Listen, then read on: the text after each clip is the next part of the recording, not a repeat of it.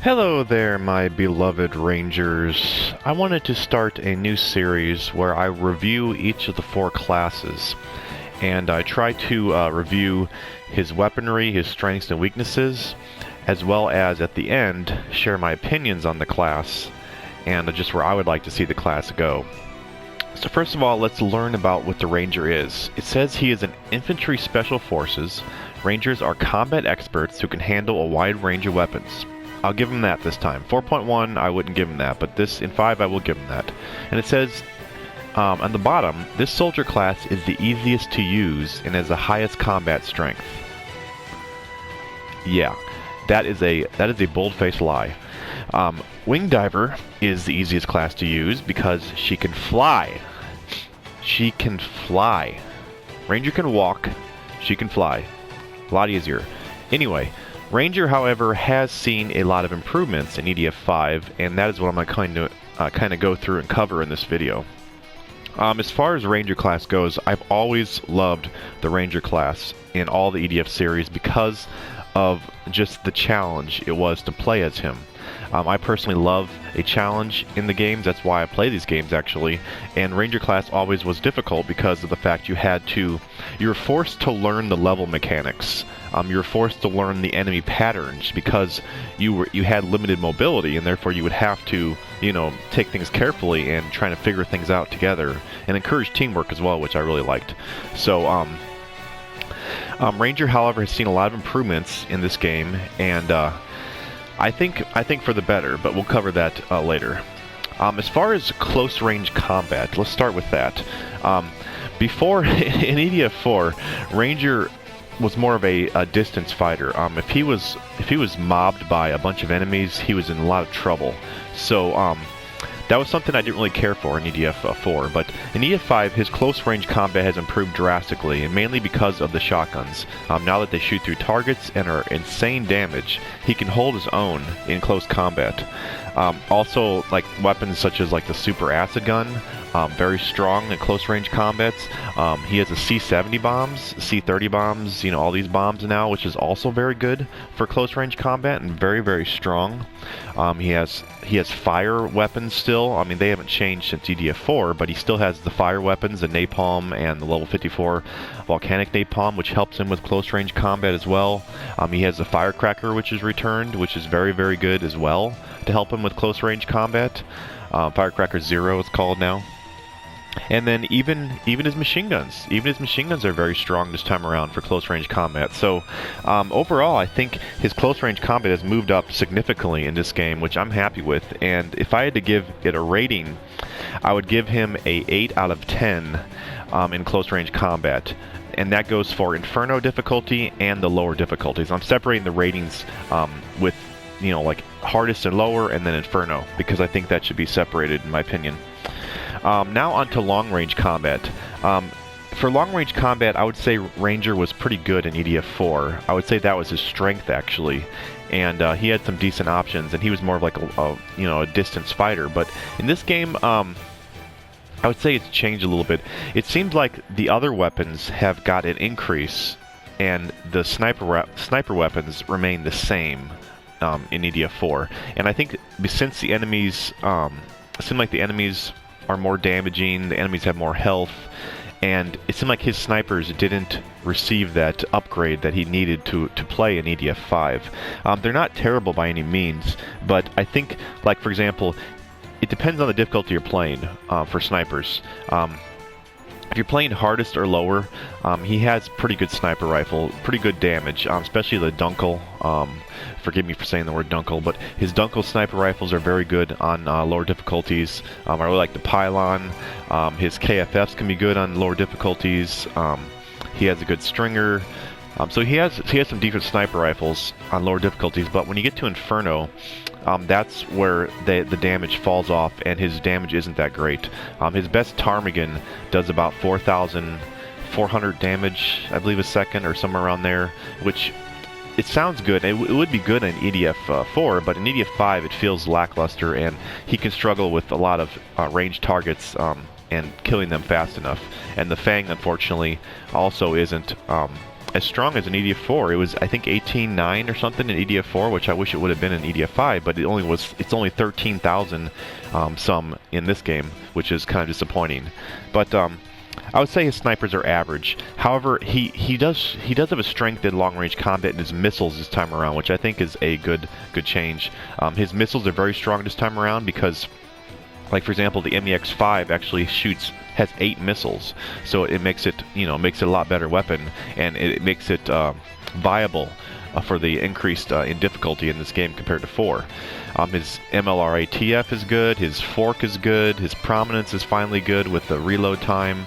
I think his long-range combat is actually better when you take missiles in certain missions. As far as his rocket launchers, I feel it's exact same as the snipers, where on Inferno the damage is not too great, but on lower difficulties it's fine, and it's actually pretty good. So once again, it's a differentiate between Inferno and then lower difficulties. So overall, for his long-range combat, I would give him a 6 out of 10 on Inferno and an 8 out of 10 for hardest or lower. Just depends on difficulty. Now onto his mobility. Of course, a big change in EDF 5 is mobility. Now that he has sprinting items, so that has made him a lot more competitive in the Inferno, and just in general, as far as enemies getting close to him, he can actually get away and sprint with the acceleration items, or just with the super speed ones, which this one gives you 200% dashing speed. So overall, I think his mobility is a good change for him. It doesn't make him super speed where he can constantly sprint and fire his gun while he's backpedaling the whole time, but he does give you the ability to sprint away if you need to in certain situations. And because of the level 67 alone, I give his mobility a 7 out of 10. I think it's not, of course, perfect. I mean, enemies can still outrun him. He can't outrun tadpoles or wasps, but he does have enough speed to get out of situations when he needs to, and I think that's what's important for mobility. So for Inferno and for lower difficulties, I think his mobility is about the same. I'd say about 7 out of 10. Because he does have this option for lower difficulties too, whereas this is the Inferno version, the 200%, but he also has 175% for like hard or hardest, and he has a lower one as well, which 150%, which the acceleration is very slow on this, but to be fair, when you're playing on normal or hard, that's all you need. 150% is more than enough speed to get away from when you need to. Now, as far as the Inferno difficulty, I think one thing you'll notice right away is his mobility is only average on Inferno, whereas before his mobility seemed good enough. On Inferno, it definitely will feel average, and you will struggle to stay away from enemies when they charge at you. His vehicles also, unfortunately, on Inferno feel below average, which is unfortunate. Like his best railgun is only 15,000 damage, and you only shoot that once every 3 seconds, so that's only 5,000 damage a second, which is pretty low for Inferno, especially compared to other classes. Also, his Brute is unfortunately low damage, only 5,700 damage a second, which also feels pretty low. Like, even if you had 2 people in the guns and you're flying up in the air trying to kill cosmonauts, you would struggle with killing a decent number of them with the amount of ammo you have and the damage this thing does, which is unfortunate. His bikes, that really doesn't count for combat vehicles, in my opinion. It's more of just mobility. But I would like to see his vehicles increase in damage, especially the EMCs. They seem very, very weak, because if they hit anything, they actually get stopped. Like if you hit a tree, you hit a post, you hit even NPCs in front of you, or just anything, it doesn't do very well as far as I wish it shot through enemies so that actually would feel strong, because it just feels very, very weak to me, which is unfortunate, because the EMC is a very cool vehicle. Also on Inferno, you're going to notice that tadpoles and wasps and drones are definitely a weakness for Ranger, just because of the mobility, because of how fast they shoot, and that's something that kind of you're going to notice more so in the Inferno difficulty. And like I was saying before, his rockets and his snipers are, I would say, average or below average on Inferno. And but But yeah, however, his close combat is still very, very good on Inferno. Like, for example, he has the Breacher, which is a ridiculous high damage shotgun up close. He has the Monsoon for protecting yourself with a quick reload, or Slaughter, of course, which is just a very strong, high range, average shotgun. So he definitely still can hold his own on Inferno, which is up close, which is pretty good. Now, on to my opinions as far as the Ranger class. Controversy alert! Controversy alert! Controversy alert! Controversy alert! Controversy alert! Controversy alert! Now, in my opinion, I think Ranger is in a perfect spot. I think that he's able to hold his own, but he still is a challenging class to play as. He has a lot of options with items and vehicles for strategies this time around. Like before in EDF 4, it felt like you would just take AF100 and Stringer, and that was pretty much what you would always take. However, now that he has such a good variety of machine guns and shotguns, snipers, missiles, rockets, I mean, all this stuff is usable, and it's actually... it doesn't feel like you're hampering yourself by taking a variety of weapons this time around. Like, for example, just in the machine guns alone, he has a good accurate range machine gun that doesn't have too much fall off. He has a close range machine gun that does a lot of damage up close, but not as great far away with a big magazine. He has a G&M, which is like a sniper that shoots through targets. He has a minion buster with no damage fall off. I mean, the Orchid, which is a very high damage close range, but very bad at long range, but it has a long magazine before you run out and have to reload. So just there's so many options in the machine guns, and even in the shotguns, there's three good options of shotgun types which you can take. Just it feels like you have a lot more options as far as what you can take into battle, which I'm very, very happy about. Also, as far as weapons I would like to change for Ranger, I think his machine guns are fine. I don't think they really need to do anything to the machine guns, in my opinion. As far as shotguns go, I wish they would kind of bring the range down a little bit for the shotguns, but keep them like they are otherwise, so that they'll kind of not outshine the machine guns so much, because there's a lot of cool machine guns. It's just the shotguns are so good this time, the range is so good that it's hard to not want to take a shotgun all the time. So I would lower the range of the shotguns personally. Snipers, I would increase the damage for sure. The Lysander especially. The Lysander is absolutely terrible just because you only can shoot this thing once every 3 seconds. And the damage is so disappointing. I feel like, in my opinion, they should raise the Lysander damage by 3x at least. I would like to see the Stringer to be probably 20,000 also. The Ptarmigan or the Dunko, I would like to see for Inferno levels. I would like to see them probably increase it by 50%. And the KFF also needs an increase as well. 2,700 damage is not good when it doesn't even shoot 1 a second. So I would like to see his DPS for sniping like 6k a second, somewhere around there. Same with the rockets.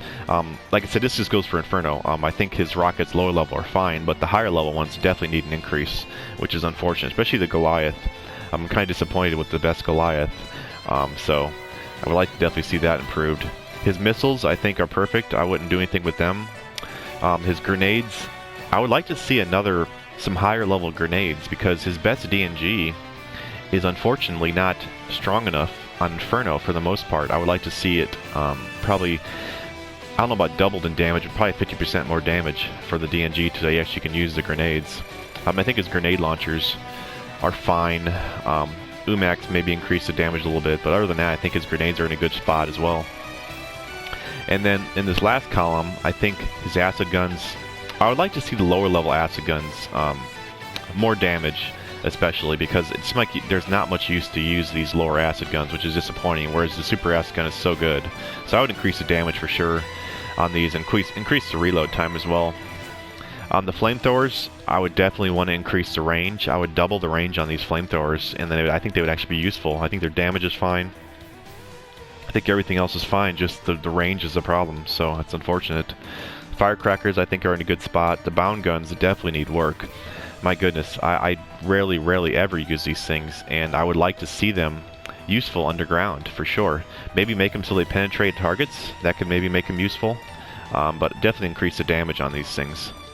The C-bombs are great. I think they're fine. Impulses definitely need work. I would like to see impulses you'd have a more number of them, and that you'd be able to throw them away from you, so that you'd be able to actually place them separately and not have them all, you know, in one spot when you're throwing them down and they all set off by one enemy. And then last of all, his healing guns I think are fine. I think they're in a good spot. So that's the changes I would personally want to make to Ranger class. Overall, I think Ranger is in like I said, a perfect spot for Inferno, and there are difficulties as well. If anything, I would like to see the other classes be brought down to Ranger, because I mean, if you think about it, there are 5 difficulties in the game, and if there are 5 difficulties in the game, I feel like Inferno should be difficult for all classes, no matter what. I don't think it's too unreasonable to ask for Inferno to be very difficult for all the classes.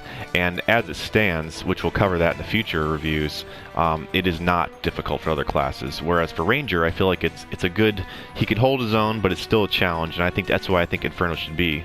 So that's what I would like to see, at least overall, to have the other classes similar to Ranger on Inferno. And also like to see like different strengths for each classes. You know, it would be nice to have, you know, each class have its own specific strength, whether it be Ranger having specialized in close range combat, because that would make sense since he's a ground trooper, whereas Wing Diver would make more sense to be like a crowd control, perhaps crowd control or something like that, or Fencer could be a good melee class or something. I don't know, just have specific strengths for each class. But overall, I would say I'm very happy with Ranger. I'm glad they added the item system as well, and the vehicles. So it's kind of nice. It gives him some options if he needs to fly as well. And then also, his bikes are very, very fast if you need super speed. So, but yeah, that's overall my my views of Ranger. Once again, I would like you to share your views on Ranger class. Things you like, things you don't, things you dislike. I do read all the comments, and I'm interested in what you have to say. So yeah, overall, that would be my rating for Ranger. I'm gonna probably go through each of these. I'm gonna definitely go through each of these classes and just view where I view the state of the classes are in EDF 5 and where I like to see them for the future. So yeah, once again, thanks a lot for watching, and remember, EDF doesn't leave a man behind ever. And also, if you're interested in supporting the channel, please consider liking the video or watching a few ads, as it does help financially and it's very much appreciated. Thanks a lot.